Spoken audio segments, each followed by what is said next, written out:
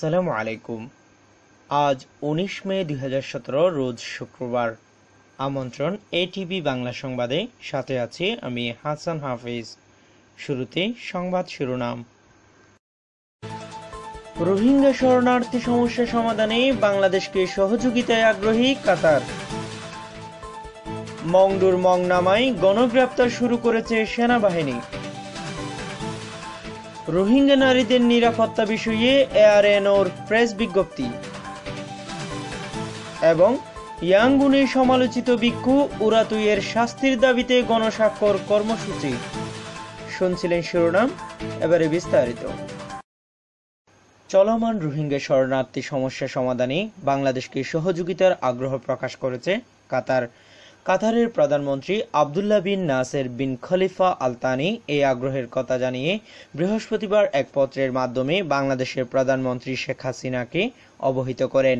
কাতারের পররাষ্ট্রমন্ত্রীর বিশেষ দূত ডক্টর মুতলাক বিন মাজেদ আল কোয়াতানি আজ সন্ধ্যায় বাংলাদেশ প্রধানমন্ত্রীর বাসভবনে তার সঙ্গে সাক্ষাৎ করে কাতারের প্রধানমন্ত্রীর এই চিঠি হস্তান্তর করেন। বৈঠকের পর শেখ হাসিনার প্রেস সচিব ইহসানুল করিম সাংবাদিকদের এ বিষয়ে ব্রিফ করেন।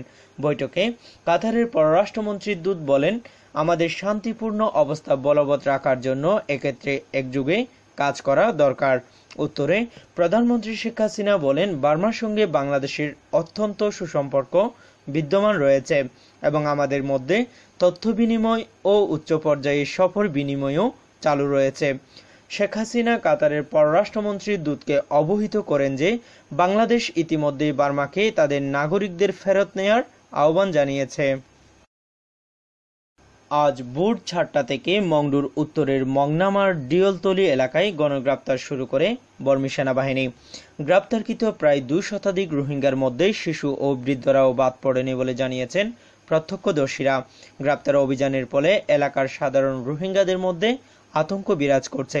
এর আগে গত ১২ এপ্রিল একই এলাকা থেকে ২৬ জনকে গ্রেপ্তার করেছিল সেনাবাহিনী, যেখান থেকে ২৪ জনকে ৩ লাখ কিয়াত মুক্তিপণের বিনিময়ে ছেড়ে দিয়েছিল সেনা সদস্যরা। এবারও একই কায়দায় মুক্তিপণ আদায় ও শারীরিক নির্যাতনের পর আটকদের ছেড়ে দেওয়া হয়েছে বলে জানা গেছে। গত সপ্তাহে বুতিদংয়ে প্রায় ৩০০ সদস্যের সেনা ও বিজিপির সম্মিলিত যৌথ বাহিনী ৩২ জন রোহিঙ্গা নারীদের গণধর্ষণের বিষয়ে উদ্বেগ প্রকাশ করেছে রোহিঙ্গা সংগঠন এআরএনও। এ ঘটনায় তীব্র নিন্দা জানিয়ে অচিরেই দোষীদের আইনের আওতায় এনে বিচারের দাবি জানিয়েছে সংগঠনটি। আজ এক প্রেস বিজ্ঞপ্তির মাধ্যমে এই প্রতিবাদ জানানো হয়। একই সাথে আরাকানের সকল রোহিঙ্গা নারীর নিরাপত্তা প্রদান ও নারীকে সম্মান দেওয়ার জন্য বার্মা সরকারকে অনুরোধও জানানো হয়েছে। বার্মার সাবেক রাজধানী ইয়াঙ্গুনে মুসলিম বিদ্বেষী সমালোচিত বৌদ্ধ ধর্ম যাজক উরাতুইয়ের বিচারের দাবিতে গণস্বাক্ষর কর্মসূচি শুরু করেছে শান্তিকামী একটি সামাজিক ঘরানার দল। ব্যতিক্রমী এই কর্মসূচিটির আয়োজক কমিটি বলছেন, উরাতুই বৌদ্ধ ধর্ম প্রচার ও প্রসারের নাম করে মূলত কুশিক্ষা প্রচার করছে।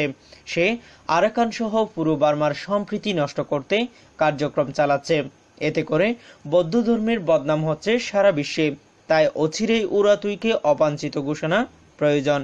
আয়োজকরা আরও বলেন, উরাতুইয়ের বিরুদ্ধে একটি পিটিশন দাখিল করার জন্য গণস্বাক্ষর কর্মসূচি শুরু করছি। আশা করি বার্মার শান্তিকামী জনগণ এতে সাড়া দিবে।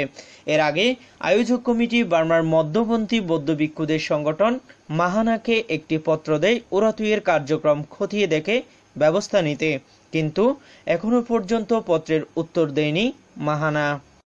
দর্শক, সংবাদ শেষ করার আগে শিরোনামগুলো জানিয়ে দিচ্ছি আরও একবার।